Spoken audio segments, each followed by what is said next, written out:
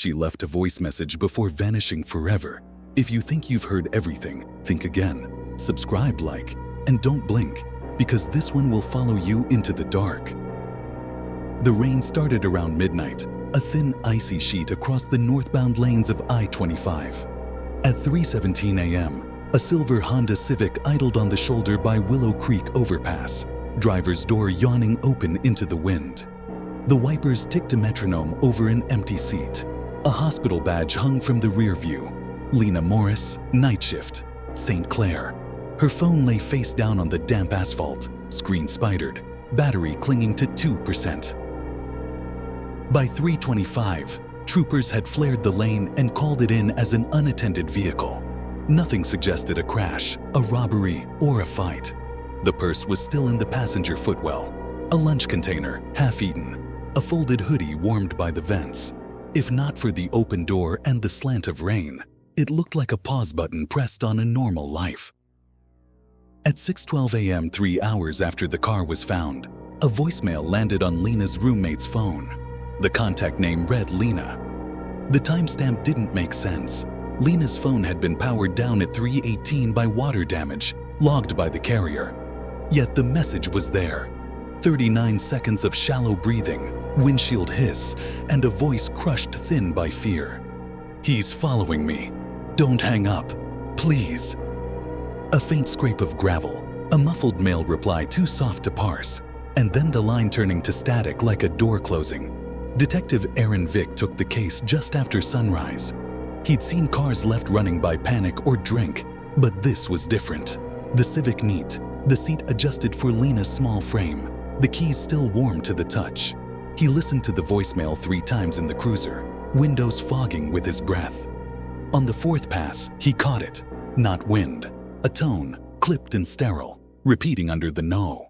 At the central nurse's station, a beige wall phone clung to ancient tile, its cord snipped clean. Vic lifted the receiver anyway, expecting dead plastic. Instead, a dry hum slid into his ear, thin as a held breath. Beneath it, for half a heartbeat, a woman's whisper brushed the line, so faint he could have imagined it. "He's still here." The hum collapsed. Silence pressed in. He found fresh scuffs on the linoleum toward Wing C. Restricted, a scrape arc near a door that had been forced open recently. Inside, a narrow office had been turned into a living space. Thermal blanket, instant coffee, a camping lantern burnt low. On the far wall, a grid of Polaroids had been taped in tidy rows. Empty corridors, exit signs, a rusted gurney, and then the St. Clair staff lot. Lena, chin tucked, badge lanyard swinging, her Honda at a gas station 2 nights ago, the timestamp scribbled in blue pen. Under one photo of the overpass shoulder where her car sat now, someone had written, "She shouldn't have called." Vic's pulse climbed. He backed out, radioed for CSU, and kept his light moving so his mind wouldn't. In the reflection of a dark glass door, he caught his own shape, and behind it for an instant, another form at the end of the hall. Tall, still, a white coat catching his beam like snow. He froze, light steady, breath measured. The corridor answered with nothing but the tick of distant water. He swallowed, edged forward, and reached the final door in records. It was locked from the inside, a slide bolt fitted long after the shutdown. The paint around the hasp was clean where a palm had worried it. On the floor, a corner of a folder jutted from beneath the door, fresh manila against gray. Vic crouched and tugged. It resisted, then slid free with a papery sigh. Incident review. Monsieur Morris was stamped across the tab in blue. Under it, a second line misaligned and fainter. She didn't believe the files. She said someone changed them. She showed me pictures, copies of records. Her mom wasn't supposed to die there. They made her disappear. Who did? Vic pressed. Eli's eyes flicked toward the one-way mirror. The man in the white coat. The detective leaned forward. What man? The one she saw before she ran. He used to work there. He never left. When Vic showed him a still frame from the video found on Lena's phone, the one with the tall figure at the end of the hallway, Eli went pale. "That's him," he whispered. "That's Dr. Vickers. He told everyone the center was shutting down because of money, but it wasn't. It was the patients. They were dying, and he was covering it up." Dr. Richard Vickers. The name struck something deep in Vic's memory. He'd seen it once, buried in the old police archives. A disappearance listed in 2002. No remains, no confirmed death. Officially presumed dead. Eli continued, voice shaking. "She found his office that night. Said there was a locked room downstairs. Records, files, and something else. She said she was going back for proof. I told her not to." He paused, eyes welling. "She called me after she left. Said she wasn't alone." When they checked the timestamp, that call came in 5 minutes before her final voicemail. Vic sat in silence for a long moment. Then he opened the incident folder recovered from the rehab. Inside were 30-year-old reports, but one sheet caught his attention.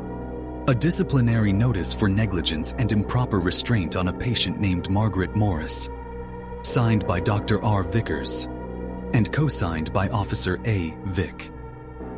His own signature. He stared at the page, disbelief pressing through his chest.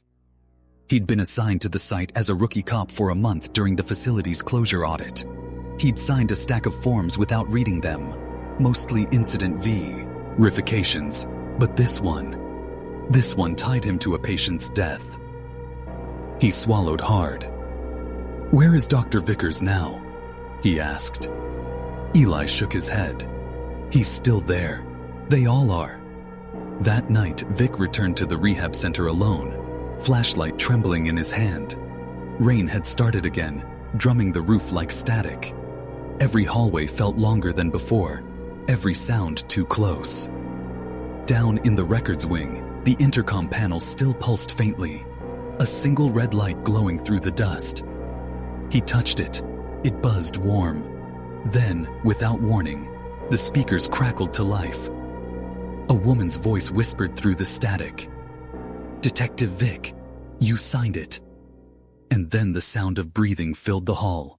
Steady, measured, and coming from somewhere behind him. He turned. A figure in a white coat stood at the far end of the corridor, motionless under the flickering lights. The figure at the end of the hallway didn't move. Its white coat rippled slightly in the flickering light, the fabric yellowed with age. For a long moment, Detective Aaron Vick couldn't tell if he was staring at a person or a memory, something the building itself had refused to let go. Then the lights went dark. His flashlight dropped a weak beam through the dust. Nothing there, just the faint sound of dripping water and the low hum of the intercom panel behind him. He drew a breath that felt too loud in his own ears. "Who's down here?" he called, voice echoing off tile. No answer, but the hum changed pitch, as if someone had lifted the receiver elsewhere in the building. He followed the sound to a corridor half collapsed with ceiling debris. At its end stood a rusted metal door stamped Sub-Level 3. Authorized staff only. The lock had long since rusted through, but a chain hung around the handle like a threat. He pushed, and the hinges gave with a shuddering moan. The air inside was colder, thicker. His light caught plastic sheeting nailed over one wall like a makeshift curtain. Beyond it, shapes, rows of wheelchairs, trays, filing cabinets, and in the center, a single operating table beneath a dangling light. On the tray beside it sat a cassette recorder still plugged into the wall, its tape spinning in silence. He pressed stop, then play. Static filled the room, followed by Lena's voice, fragile, panicked, close to tears. "This is Lena Morris. If anyone finds this, I know what they did to my mother. They lied on every page. It wasn't an overdose. It was..." Her breath hitched. Then came a man's voice, firm and steady. "You shouldn't have come back, Miss Morris." Lena gasped, the sound of shoes scraping across linoleum. Then a thud. Then the tape cut, Vic stood frozen. The clock on the wall had stopped at 3:17, the same time as Lena's voicemail. He opened the cabinet drawers one by one.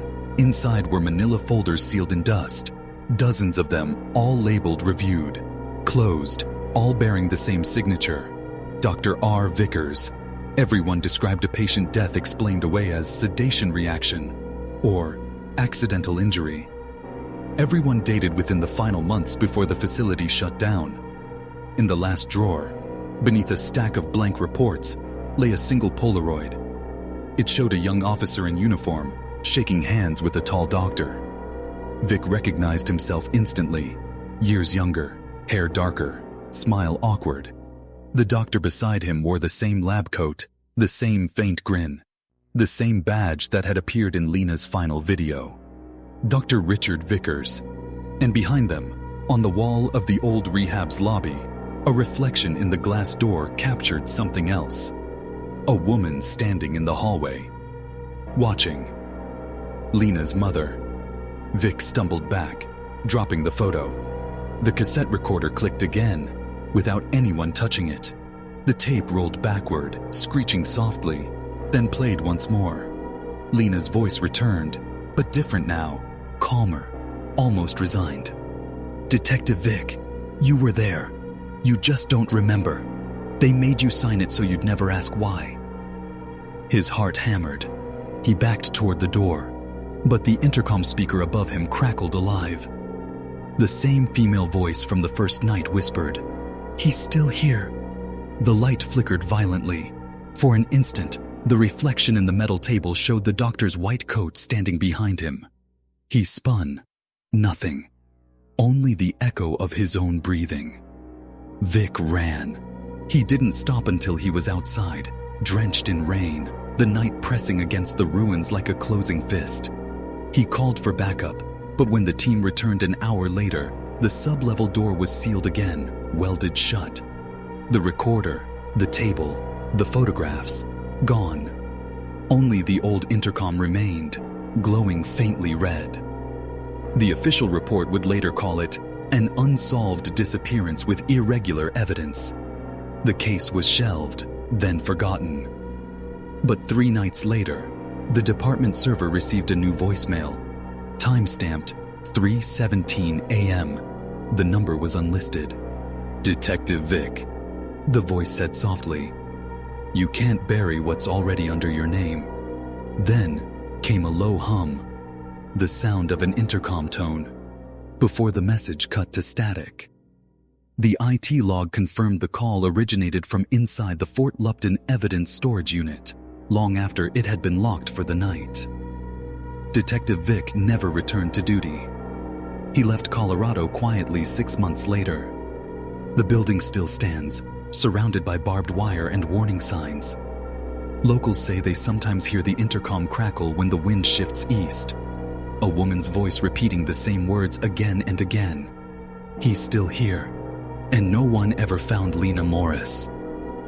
If you think this story ended here, it didn't. Because sometimes, what disappears doesn't stay gone. It just waits for the next call to subscribe, because the next case is darker than this one.